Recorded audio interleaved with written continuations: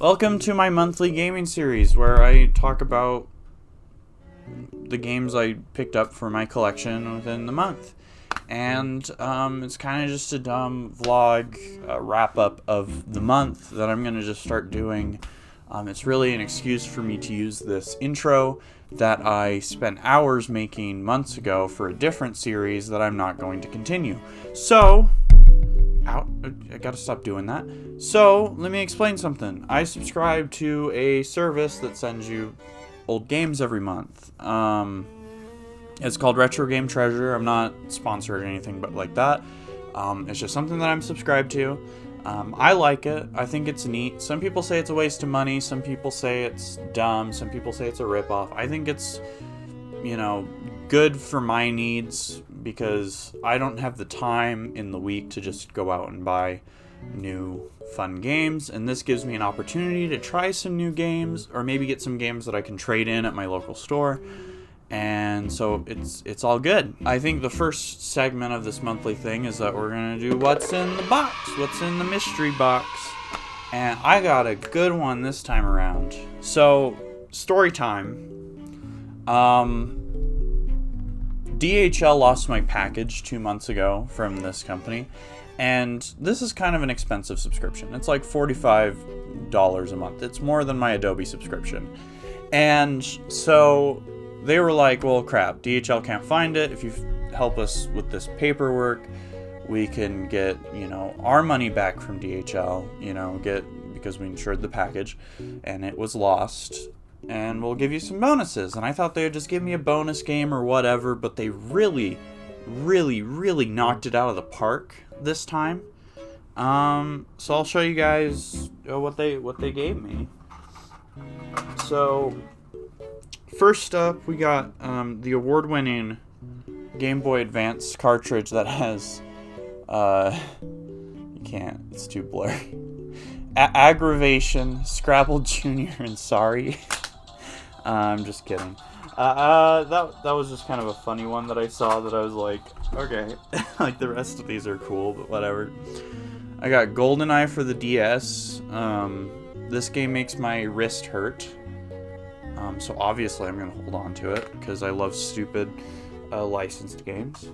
I got the Genesis 6-pack, which I think is neat because I'm not necessarily a big Genesis collector right now, but it's nice to have all these games, like Revenge of the Shinobi, Columns, Streets of Rage. These are all games that I don't own already, and so, it's nice to have. We got the official Xbox Magazine demo disc for Destroy All Humans, Lego Star Wars, Flat Out, Dead to Rights 2, Juiced, Xbox Live Arcade. It also features Half-Life 2 on Xbox, Star Wars Episode 3, Revenge of the Stubbs the Zombie, also known as my friend Tim, Halo 2 game type zombies. Wow, this is. I have to take a look at this sometime. Okay, here's where stuff actually gets cool. So here's a game I always actually wanted since I was a kid because I thought it looked really neat, but I later found out that it actually wasn't that good, but it's also good. Heavy Rain Director's Cut for the PlayStation 3. I always love to have another PlayStation 3 game because I just love whipping that console out and playing it. And yeah, so I finally get to play this, and I finally get to understand why people laugh when I yell, Jason! Jason! Jason! Jason! Pull that out yet. I told them I like imports, and they hooked me up, so I got Starforge for the Famicom. Try that out later. It'll be fun. It'll be cool. It'll be... I'm going to refrain from using a word I was about to use. Okay. Next up. Final Fantasy IX. I put in my notes that I've been collecting the Final Fantasy series, and this is the first Final Fantasy title they've actually sent me, and I was shocked that they did. It actually came sealed. I unwrapped it because I do plan on playing this. I don't give a crap about it. You gotta keep it sealed so it's worth more. I don't care about that. You can go die. If you're keeping games sealed, it makes it worth more. You can leave. You know. So, Final Fantasy IX, I've been told that this is one of the best Final Fantasy games to get introduced into the series. My introduction to the series was actually Final Fantasy I. I downloaded a Flash version of the game onto a touchscreen phone that was running that old Flash OS that phones used to have, and I loved it. And, you know, I played Final Fantasy III. I ended up playing a little bit of Final Fantasy X. I got really into the Kingdom Hearts series. So I'm glad to actually finally experience this game, because I've never played it before. I haven't played a lot of the PlayStation Final Fantasies other than Final Fantasy VII. And so I'm excited to play this, because I've heard it's super underrated and really good, so yeah. Okay. This is the coolest one. This thing literally made me gasp when I opened the box. I flipped out. But it's Legend of Zelda: Link to the Past, one of my favorite games of all time, for the Super Famicom. I already own Legend of Zelda: Link to the Past. I actually bought it online shortly after getting my Super Nintendo, and I've been playing it.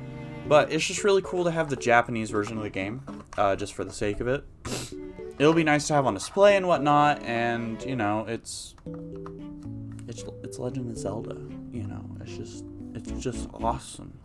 And so they really knocked it out of the park this time. It totally made up for all that frustrating experience trying to figure out what the heck was going on with DHL, or if it was something going on with USPS, which the United States Postal Service has been losing my packages recently, so that was a possibility. But anyways, moving on.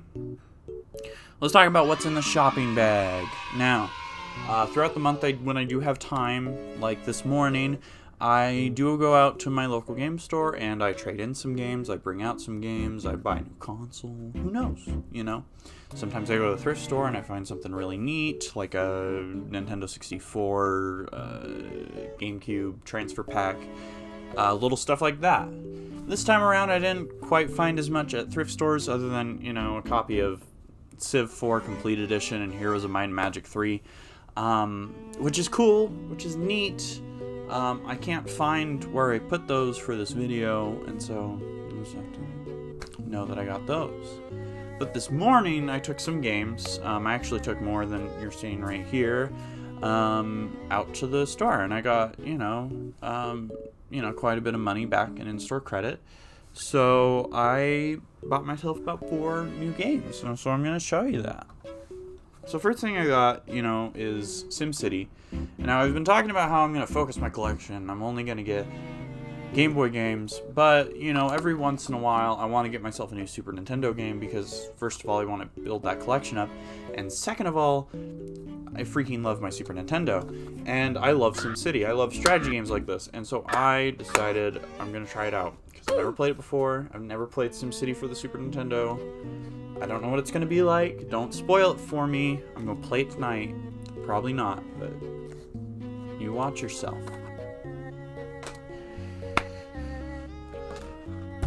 Okay, this is sort of a Game Boy collecting update episode. Other than what I'm about to show you, I did get Castlevania Adventure, the original Japanese version, from that monthly subscription box about last month. I'm not really sure where I put it, honestly. It's somewhere in this room. But I did get, let me take the price off this so you don't know how much I spent on it. I got Teenage Mutant Ninja Turtles Fall of the Foot Clan, which is something I've never heard of before. But it's a Game Boy game, and it helps me get closer to this goal of 200 Game Boy and Game Boy Color cartridges. So, I found it worth it, and I bought it with in-store credit, so it doesn't matter. Okay, then I got this. This isn't a very big deal. This is significantly cheaper than what's being sold on eBay and a lot of other stores, because Wii and GameCube games specifically have gone up recently because of COVID, and I already own this game. Yeah, but I have been missing the manual. I've been missing the case. I've literally just had the disc and an SD card labeled Project M. So I was thinking, you know, I should nab myself a copy and, you know, play myself some Subspace Emissary sometime. You know, play that through again. That was fun. So I'm going to put that on top of my Wii, actually. So yeah. Okay, and finally, the final pickup of the day is Lord of the Rings Two Towers. A whole year, but I managed to pass the time with the Two Towers for the PS. I picked this game up, you know, it's just a dumb license game, but I picked this game up because when I was a kid, we actually rented this from Blockbuster like so many times that my brother ended up just buying the game because we just play it all the time. It was just such a fun game. And, you know, it actually starts within the narrative of Fellowship of the Ring. If I remember correctly, the tutorial level is actually the assault on Weathertop, as opposed to at the beginning of Two Towers. And so you actually play through most of the Fellowship of the Ring in this game, because the Fellowship of the Ring game that actually exists kind of...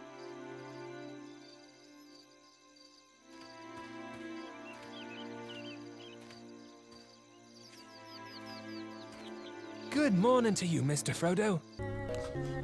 It sucks. So, I got this because I was feeling nostalgic. I couldn't find any of the Harry Potter games at that store because I actually need to find some of the Harry Potter games for a project that is coming soon. And so, yeah, I got that. So anyways, that kind of, you know, just wraps up this month. I got some good games. I got some good projects I'm working on. I'll see you guys next week, I guess. I don't flipping know. Bye.